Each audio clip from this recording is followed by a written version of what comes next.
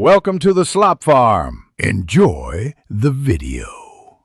You start by getting the right parts: new fiberglass mesh, matching spline, a spline roller, and a utility knife. Once you have them, remove the window sash or secure the frame on a flat surface.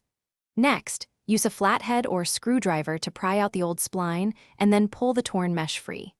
Do this carefully so you don't deform the channel.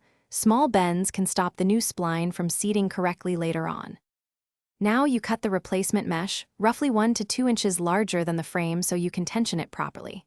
Lay the mesh over the frame and anchor one edge by pressing the spline into the channel just enough to hold it. Once held, move to the opposite side and pull the mesh taut before rolling the spline into the track with even pressure. Make sure you go slowly at the corners and keep the mesh flat to prevent bunching or twists.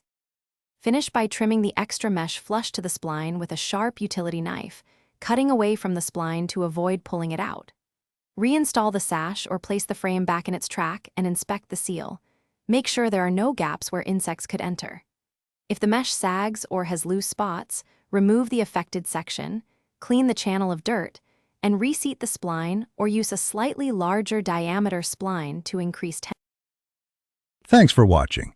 Consider subscribing if we helped you today.